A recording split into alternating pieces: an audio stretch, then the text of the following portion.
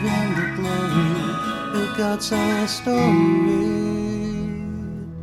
Hello and welcome to another episode of God-Sized Stories.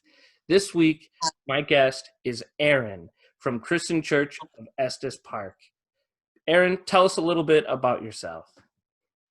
Well, I just want to thank you for having me on. And about myself, I am a pastor at a small church in Estes Park, Colorado. I'm actually an Estes Park native, which is kind of rare, and so is my wife. We've both, of course, born in the Estes Valley. I was born on the day of the Big Thompson flood. Oh. And so God kind of brought me into the world in the time when we got to see Estes rebuild. And as kind of growing up in the community, we were high school sweethearts, and after we got married, we looked for a church, and I started attending the church that now I am privileged to serve as a pastor in. So, that's kind of in a nutshell. Amen. It's so exciting to hear. I've just been blessed by the town of Estes Park in different ways. I travel out there every couple of years or so with my wife's family, and it's just so wonderful to get into the mountains and just to really spend that time with God and be rejuvenated. I've talked a lot with friends about, going on vacation, not in the sense of just getting away from life, but as well having an opportunity to get closer with God.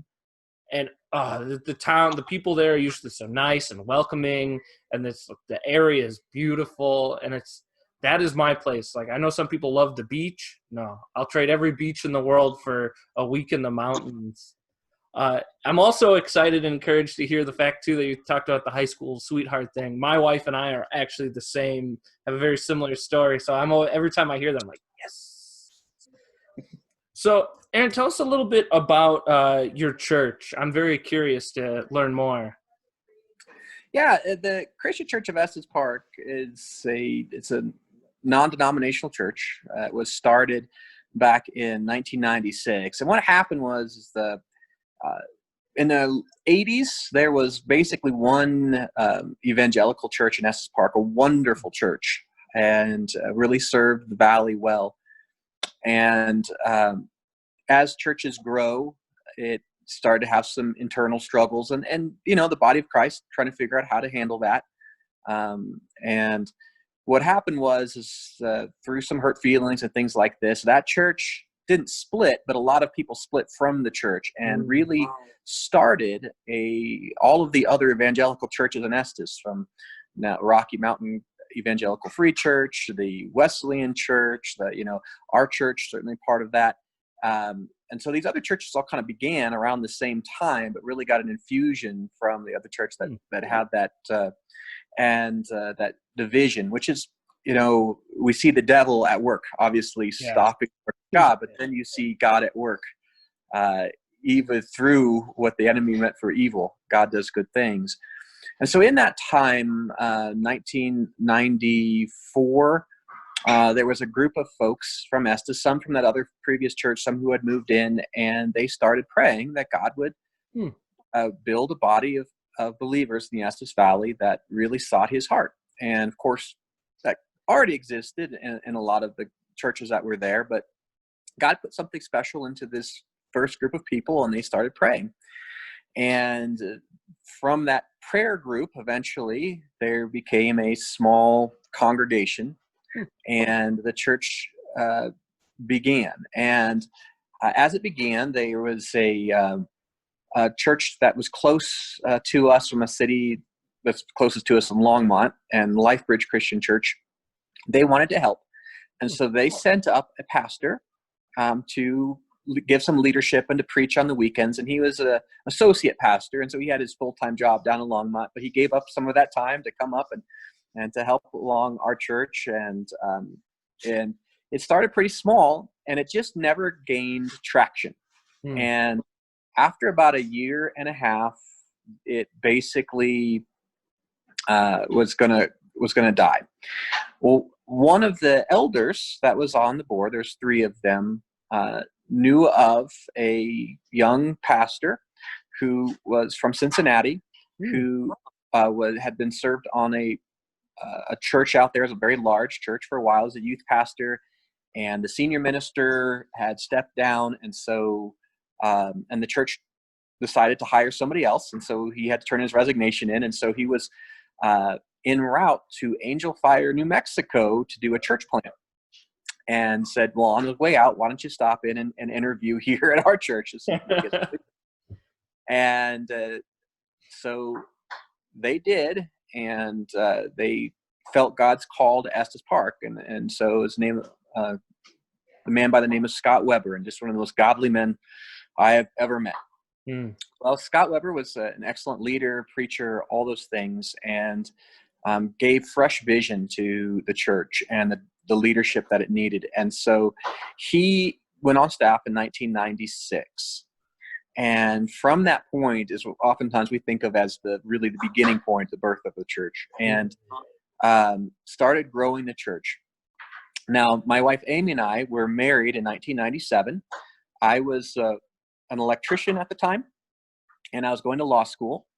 And both my wife and I were fairly young believers. And we had been going to the Baptist church up here in Estes, but we wanted to find a church that was really ours. And so, I hate to use the word church shopping, but that's kind of more or less what we did.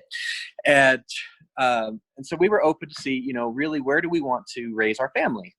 And my wife's mother was attending the Christian church. And at the time, it was renting a space at the Masonic Lodge.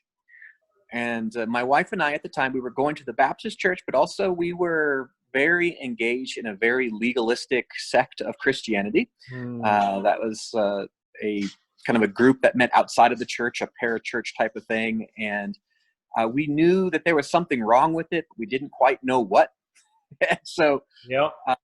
And so when we were invited to come to the Christian church, my first initial thought was, no way.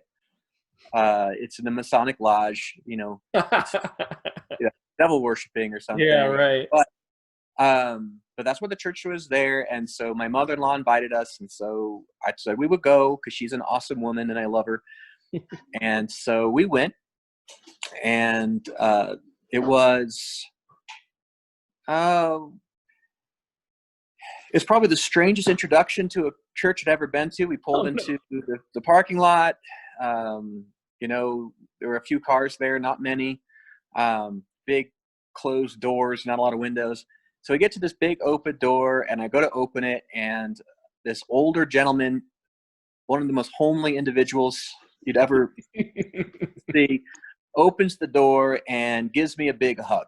And I'm not a hugger, at least I wasn't at the time. And it was the strangest thing, but I knew that we had found home. Like, it was instant that we sensed that God said, this is where you're at. And so we went in, we, got to see some of the people. I saw one of my old football coaches was there, a really awesome guy. There was a family that was instrumental in my wife when she came to faith. They were youth leaders in the youth group. And so they were there. And so we knew some people, but it was more than that. There was just this peace and the sense that we were to be there. And so over time, we started going real regularly. In fact, the second week we were there, the church was 30 people at the time. And we were singing out of hymnals kind of thing, but they were projected onto a screen. And I didn't grow up in a church like that. Yes, it was interesting, and it was more a cappella, and it was just not flashy at all, but the preaching was amazing. The people were good, and we were called. Well, the second week we were there, the lead pastor's brother invited us said I could use some help with the youth group. And we were a young couple. So naturally, that's what you're going to do. Yep. And so he said, I've been doing it for a while. And so he had a class that was meant an hour before church. So we'd only been there 2 Sundays, and he didn't know me from Adam. And I'm like, all right, I'll show up. And I watched him teach the Sunday school class. And there was like a half dozen kids, teenagers.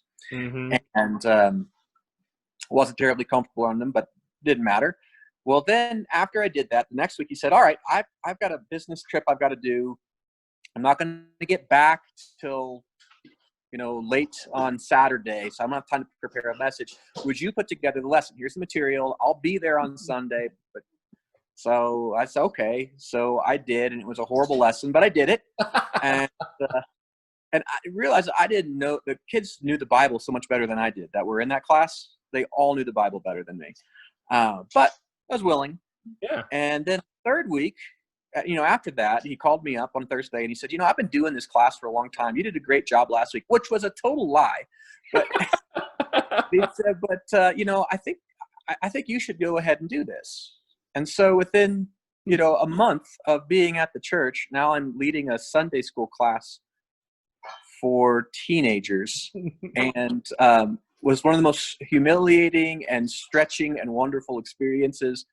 When you're trying to teach the Bible to kids who know the Bible, I didn't. And I'd stay up, late nights, and I was doing a lot of study. I was in law school at the time, so most of my time was studying, and then I had to go to work as an electrician. So I didn't have a ton of extra time, but every 3 minute we had, we were going through trying to put a lesson together. And I learned so much about God and, just that willing heart to be in it. Well, ever since I was young, I felt a call to ministry, but I never told anyone other than my wife, because I just didn't know how to go into ministry. I grew up mostly Catholic, and then spent a long time away from the word, the Lord. I was an atheist for a while, and through science kind of came back to faith and actually received real faith. But I didn't really have a church experience, right? And so I felt called to ministry, but that seemed silly to me. I didn't know how to go into it. So I figured that it was just going to be, I don't know, I would volunteer. That's what I would do. And so I figured that God had given me I was going to do youth, this Sunday school thing. That's what it was. And I'd earn a living side of the church. And that was fine. And that was a great ministry. And it was. And that was fine. Well, we had done that for several years, and the church continued to grow. And at this point, it was getting close to about 100 people. And we'd done a lot of men in faith, and I'd grown quite in our faith. And at that point, we had just gone through a recession. So I had changed jobs from the electrical work. I was working there, doing some billing in life. And the pastor calls it to have lunch with you. And sure. So we prepare lunch, and he comes over to our house, and he says, the church is growing. And I say, yeah, it is. And he says, it's a little bit too much now for me to do on my own.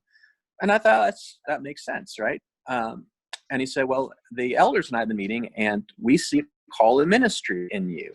And have you ever sensed that? I'm like, yeah. And he says, well, we would like to bring you on as an associate to help me out. And I said, well, that's awesome. And that's wonderful, but we have to say no, because I don't know the Bible well enough. I really don't. Like the kids that were in the youth group knew it better than me. There's no way I'm a pastor, right? I was serving at the time as a deacon servant, but I just didn't know it well enough. And he said, well, we agree. He said, we'll send you to a seminary, right? We want to send you to seminary, and we want you to prepare for this ministry if you want to. And I, so, well, we need to talk about this, Amy and I.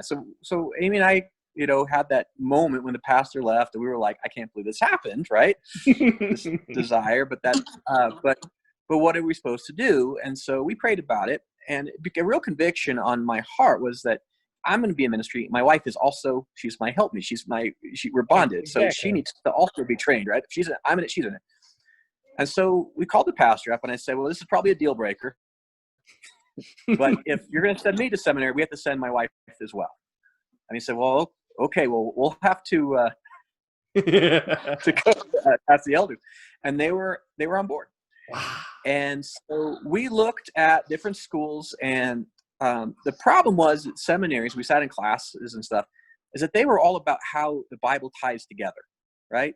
Mm-hmm. So you have the themes of the Bible, and how I just didn't know the Bible. I didn't have that Sunday school. Right. Oh, I didn't know some of the big stories that people would talk about. I'm like, who are these people? David, Goliath, all that. I didn't know. So we started, and I had to tell the pastor, I said, you guys have been amazing, and to see this call, and maybe God will develop it, but I'm not your man. Like, I'm not at the level of tying the Bible together. I need to see it what it is. And so he said, why don't you go to a Bible college? And I was like, what is that? Because I'd never heard of a Bible college. And so he explained to me that, Bible college is basically 4 years, but you learn what the Bible says, right? This is a great thing. It prepares you for ministry.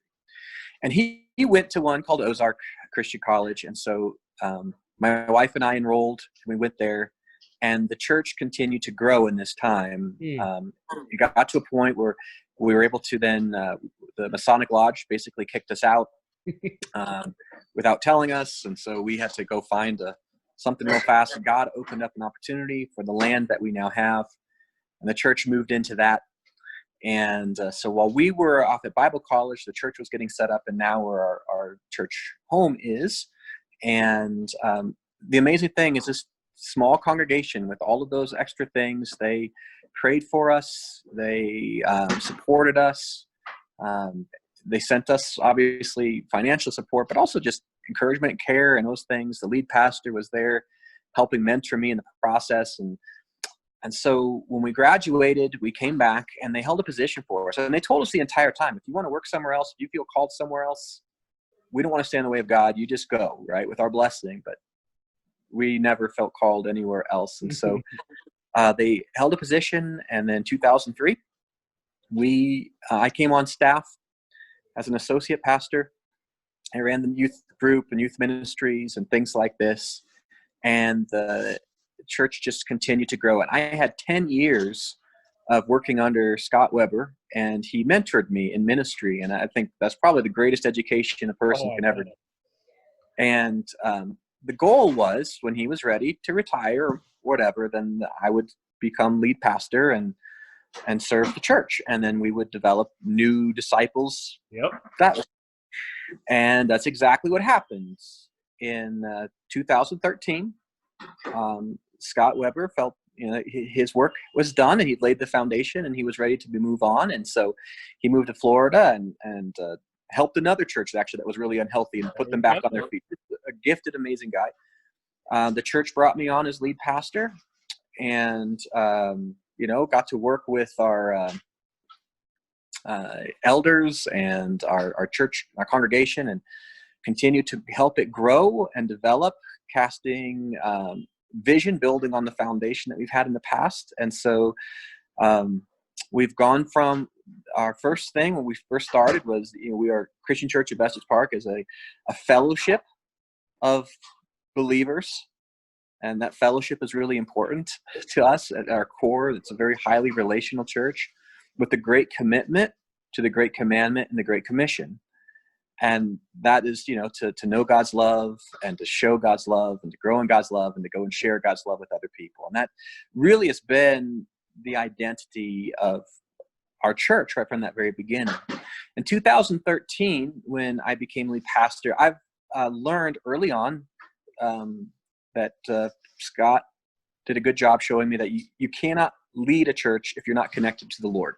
And so I've been in the habit of taking about a week away every year to go away and spend time with God, right? Just to fast and pray and all that. So when I knew that I was going to become lead pastor, I was terrified. And I went up to the mountains in a cabin, and I spent a week with God and fasted and prayed. And I said to God, okay, what do you want from me? And I was expecting God to give me some kind of master's level class on, what church leadership is about. And that's not what he gave me. The first 3 days, anything, Summit Growl.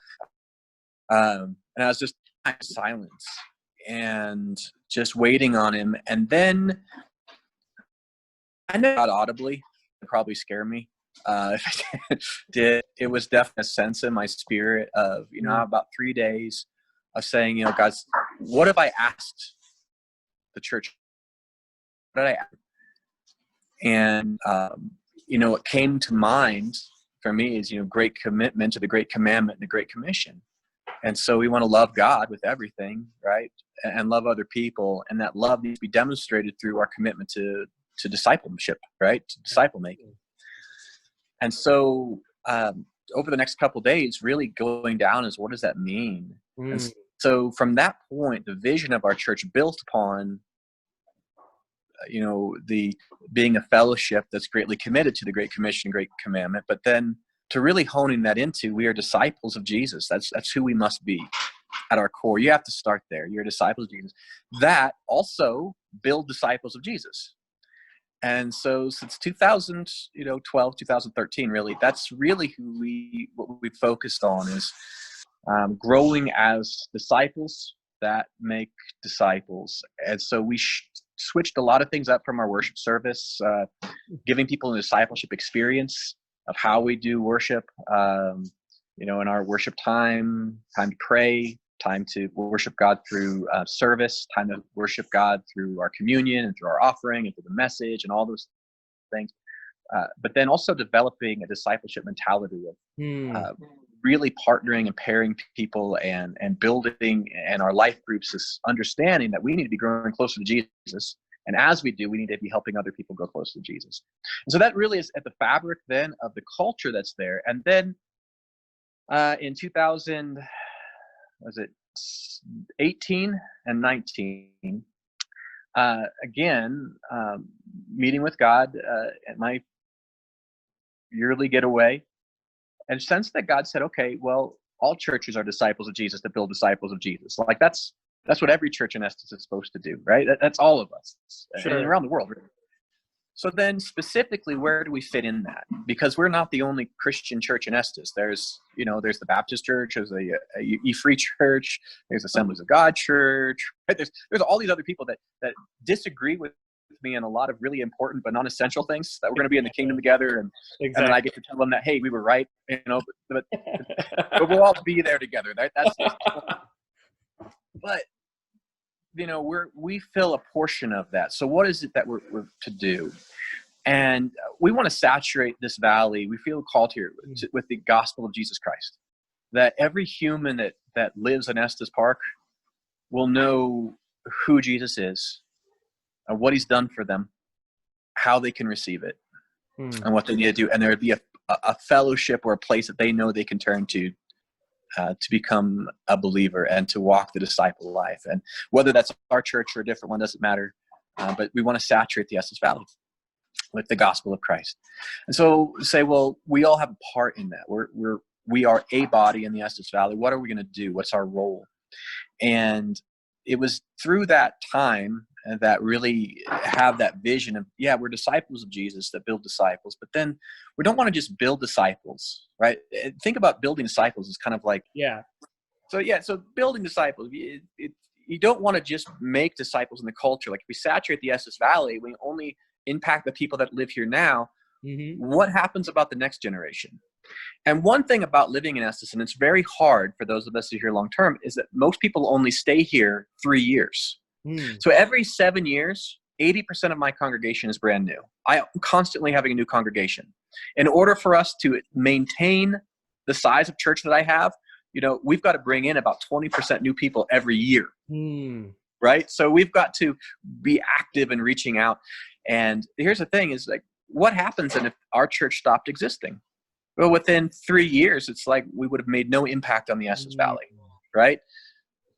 And so we started thinking, we don't want to just saturate the valley, right, with the gospel. We want to penetrate the culture of Estes with the gospel of Jesus.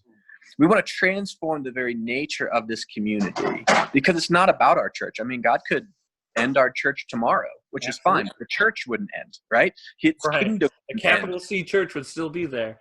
It would still be here. And so we want to do our part in seeing the continuation of the kingdom to really impact not just the people that live here now, but the very culture, the fabric of our cult of Estes. And so we talked about, the first one is generational, that we don't want to see just grandparents come to faith, or parents come to faith, or just children come to faith. We want to see families come to faith. The primary discipler is the family in Scripture. So a different emphasis on serving families, on reaching and building up what our culture right now wants to destroy. I mean, our culture has no idea how to family. None. No idea. And so we say, okay, how do we do that? Well, I think we begin from identity that God gives us all the way through generations, talking about who God made us.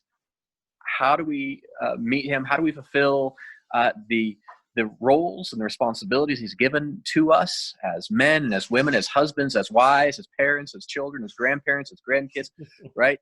To really begin teaching and discipling in that level. And the other part is that transformation is then seeing the culture itself, not just the families changed, but then also the very institutions in our culture. And so that starts with, like the school district. We have some really awesome, faithful believers that are teachers and parents and students that are there. But there's also a lot of folks who have no idea who Jesus is in those places. What is the church doing to reach there, to make a difference in serving the schools? Or how about the hospitals, another big important place in town? Like basically everybody in Estes either meets at the hospital or the schools, has a tie to one of the two, right? Because it's a small town. Yeah. So how are we reaching and serving in those areas so that even if our church left, the impact of the gospel would not leave? And so finding ways to serve in a capacity that is benevolent as well as engaged through service has been a big impact to how we want to begin serving, as well as in the last 20 years, the demographics of Estes have shifted dramatically. When my wife and I graduated high school, there was one Hispanic family in the Estes schools and in high school. Now, my son, who is going to be in high school this next year, 60% of his class will be Hispanic. Wow. We do not have 60% Hispanic families in all of the evangelical churches. We may have one family, maybe. There is a racial divide in Estes, and there's a lot of distrust, both sides. Sure. And so part of this is saying, how do we impact and transform the community so we can emulate the Galatian church, who had two different groups of people, different heritages, different languages, different cultures, and a lot of distrust between the two. Paul didn't say, hey, start a Gentile outreach or a Gentile congregation. He said the church needs to grow and embrace. So we feel very called to then see that transformation and that healing to begin working through our congregation. How to do that? Well, that's a challenge, right? Because right, a vision without a strategy is just a dream. Yep. And God has called us here not to just dream big dreams, but to see God's vision for the church come to fruition. And so we put a lot of time and effort and prayer and fasting into it, and have created our best effort at God's plan for us. It is our plan, not God's. So you have to hold it with humility. Absolutely. Hold it with humility. But it was amazing to see how possible all of these things are. We looked at it first and said, these are impossibilities. But it's not. And we discovered that if we can ask our church members to grow a little bit, just 1% every year, like just tiny little degrees of shift, tiny elements of growth, in 7 years, God can do more than what the vision is for us. And so these things that we're asking our church members to do, every day we're going to be praying. I've asked 5 days a week. I get 2 days off, right? Because one, you have to just rest, right? Yeah.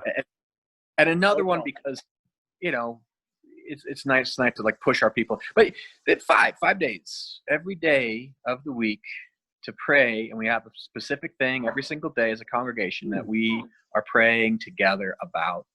And so that starts with, we feel called in the community so that God would provide what we need and the timing, but he changes us to be the right people as he prepares the place for us. We're praying for our families because our families and our culture need it. We are praying for the community itself. If we don't have a heart for the people we're serving, if we haven't been praying for them, why we expect God to be working in that and through that. So we're praying for the community. We're challenging our people to pray for 5 people that they know who don't know the Lord yet. That God prepares their hearts for the gospel, and for them to share the gospel with them and all of that kind of things. And so what we have is this first thing that we're doing is we're going to God in prayer, recognizing that any ministry that is not God powered is not worth it. And so he needs to do a miracle. And so that's what we're doing. But on top of praying on those things, then there's practical things that we're asking to do. One of those is just to be at church a little more. You know that if every one of our members was at church just one more time a quarter, right? We would have, as we look at tracking growth or those types of things, how we help that just the difference of having people at the church makes it easier for people to connect and stay in church. We call that assimilation, which is a horrible word, right? But by doing that, we would increase somebody's chance, the first time guests who would come in the doors, by almost double. They would stay just by having a little boost. And we've tracked it for a long time to see, what the impact is, how people, we're challenging people just 5 more times a year to be than they were before. We've challenged our people to increase their faithfulness as they are disciples in giving, that we worship God through our time, our talent, and our treasures, right? So our time, we're saying be there just a little more. We're not asking a ton, but just a little challenge. Treasure to give. So if you gave $100 last year, we'd say, why don't you give $105 this year, right? And we're going to use that extra $5 not to build more of our building or anything else. We're going to be using that $5, setting it aside, right? And having that grow. So eventually, if we need to build and buy in town, we don't have to take out debt. But also that becomes our fund that we're using to, as we talked about, how do we serve the schools or the hospitals or things like that. One of the ways is we want to be benevolent. Well, right now, our budget matches our ministry expenditures, right? Yep. We want budget to be far under or far above our expenditures. There's a gap we build into it for benevolent ministry and Estes. So that's what that extra goes to, is that ministry directive into the community so that we don't just say, hey, go and be well fed, but we actually have the resources to feed and to care for. So that's the second thing. The third thing is, or actually third was tithing a little bit more. The next one is serving. We discovered that in order to make an impact in our community, Estes Park is the size that it is, that if we can get 100,000 volunteer man hours out of our congregation per year, that we would meet every benevolent need in Estes Park. Wow. And we're not the only church to do that, right? Sure. But that's our goal, is to raise that. So our first step is to raise 10,000 benevolent service hours. And as that is worship, as we define it, is whatever your life revolves around. So if your life revolves around sports, you worship sports. Your life revolves around your career, you worship your career. Your life revolves around your family, whatever your calendar, your finances, whatever your life revolves around, what you worship. We want to worship God, and we want to worship God with our time, our talent, our treasure, right? So, So with that talent is saying, can I serve 5 hours this year more than I served last year? 5 hours. Nothing. An entire year. But if we did that, did you know that if every year we do that and we grow just slowly, as we that within 5 years, our church would have 10,000 community service hours volunteered. Easy. We're above that. So we're challenging our people to do that. So to have that happen, we developed a ministry called Say Yes Ministries. That's a way of helping people get into ministry in a very easy way, a ministry that matches their design, because God said he created them to do good works, which he prepared in advance for them to do. Well, we need to figure out how God create them. And then we also have to show them where the good works are so we can drive them to it. So we've developed ways that help them grow in discipleship through that. So our Say Yes Ministries, we started that. And the first level is we get people into it 5 hours in a year. It's not hard, but as they grow, if you've already been serving for 5 hours, then we're going to help you grow that next level. So that's it. Another thing is then to invite 5 people to church. It could be a family of 5. I don't care. But just to invite 5 people to church in a year as a challenge of saying, let's be thinking about evangelism. Of course, that coincides with our prayer every week that we're praying for 5 people, right? And not just that they would come to church, but that they would meet Jesus. But you know what? Even if they come to church and they never meet Jesus, if they know who Jesus is, and they know what he's done for them, and they know how to respond to him, and they have the choice, we've done what God has asked us to do. So that's what we've been focused on. That's the strategy. That's what we're about. We're building up, and then we've launched that. We to the congregation, and the congregation fast pray about it. We showed in February. On February, the second Sunday of February, the congregation says, yes, we want to do this. And then the coronavirus hit, and we haven't been able to meet together at all. Oh no! Right? So, doesn't God have an amazing sense of humor? Oh my gosh, yes. And also, isn't he showing us that there's nothing wrong with the strategy, but if it's outside of his power, then we wouldn't want it to happen anyway. And so in this time away, can we pray? Yeah. Absolutely. Can we pray? Can I pray for people that I know who need to know Jesus? Yeah, probably more than I've ever done. Are there opportunities for me to serve even now? Yeah, just not in a building. Isn't that fantastic? Right? Are there, because the facade has been taken away, like we all think that church has to operate in a certain way. We've had that moved. It's an amazing opportunity for our congregation to see that church is life. Mm-hmm. Right? That faith is a living thing, and all of this strategy isn't about building our congregation. It's about building the kingdom in the context of their own lives as well. And so that's kind of where we are, and that's the church. Does that give a that was great. It's like there's so many things that it's like, oh man, that's so exciting, that's so great. And then it's like, I love too the fact of, like you said it once before, like ultimately it is God's plan too. Like we can make all these plans, as you said, like back in February, like you had all these plans and you were ready, and God's like, let's pump the brakes a little bit. It's just like, because it's his plan, not ours. And I love it. I also, the thing I loved the most that was like kind of like the thread that was tied throughout that whole thing, you brought up a lot of discipleship. Mm-hmm. And like I'm so encouraged to hear you say that, because a lot of churches don't always put, like, I don't know about where you are, like where I am, Chicago suburbs, and to be honest, like my wife and I recently were kind of going through, you said before, like the church shopping. Like I don't like using that either, but I don't really know what else to call it. And I noticed a lot of churches in this Chicagoland area don't put a value on discipleship. It's like, it's very programmed, like, hey, come bring your kids, come get away from your kids kind of stuff. like that's what is, like, a lot of churches are like that now. It's more about going to a church to be served instead of to grow or be discipled, stuff like that. So I hear that discipleship message like exploding from every little thing you say. Like it's a part of everything. And that's so true. Like the best churches I've been a part of, that was their, like, down at their fundamental thing is like, how are we gonna grow more people? How are we gonna, it's like, we don't want just more people.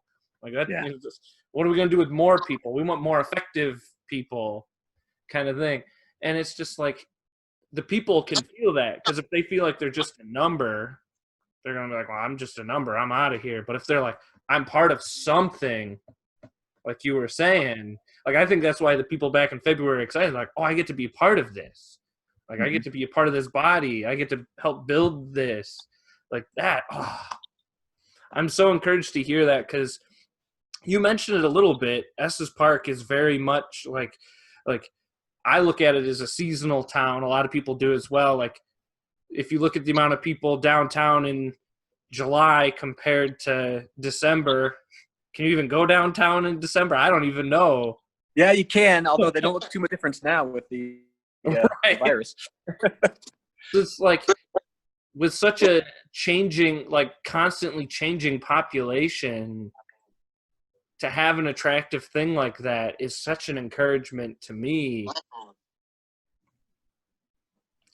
So like, I heard you say a few things like that you do to kind of try to draw the people in and to connect them, because the town, and it's like, I know the town doesn't always define the church, but as you said, you have to be a part of that culture. And I'm glad to hear that you go after it. I don't want to say go after it, but you really want to implant yourself in the church, in the schools, in the hospitals, like the places where the people that are living there are going to be.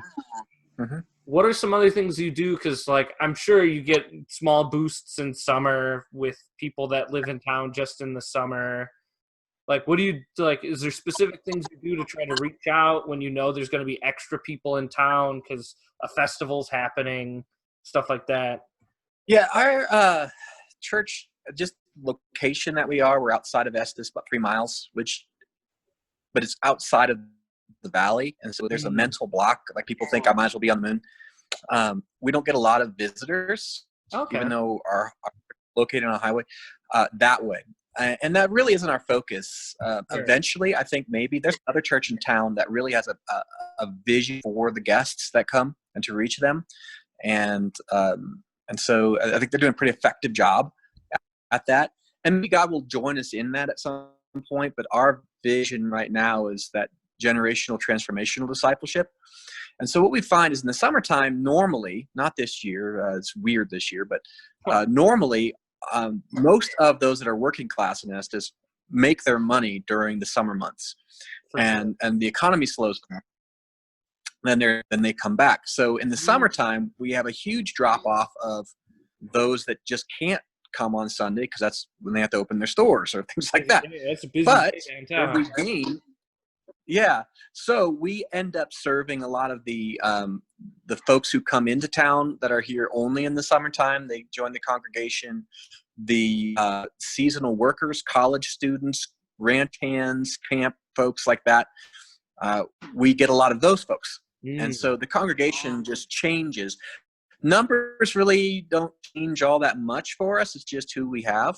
Yeah. And what we do is continue to want to disciple people in the context of their life. And so we recognize that if you have a job where your summer is when you have to make the money for the year, we don't place a lot of ministry burdens on people in that time. That's part of our Say Yes ministries. There's seasons where you can serve more and seasons where you serve less. That's fine. But then the folks that are here for a season, helping them connect, well, oftentimes they're only here for 3-4 months. They don't know the community as well. So you're not going to get them into real in-depth relationship heavy, service. Right. So what are the things that they have passion for and have ability to serve in? So the types of ministries change, but I think that's probably the same with most churches. It's just strange, the dynamic that we have. Different congregations, each season. Sure. Well, Aaron, I'm so thankful and blessed that we were able to have this time. Originally, my plan was when I was out there in Estes to come out and visit and, come sit down with you. But, traveling sometimes on vacation and with family, it doesn't always work. But I'm so blessed that we got this time now to sit down and have this conversation, and hopefully more in the future, because I'm so excited to hear about the continuing growth of your church, because boy, it's like when you hear a story like that, or at least when I hear a story like that, and just see God's hand just on something, doing work, and his plan rolling out, like, it's just like, I'm so excited, and it makes me want to do stuff and get involved. Like, it's like, oh man, who can I go serve now? And I'm living in a neighborhood right now. Which one of my neighbors needs my help? Like, that's what the emotion I get hearing that. So thank you for sharing this time and your story with me and also the audience. We've been very blessed, and I know your congregation in your town have been incredibly blessed by your ministry just by how you talk about it. And audience, thank you so much for listening. I couldn't do this without you. Goodbye.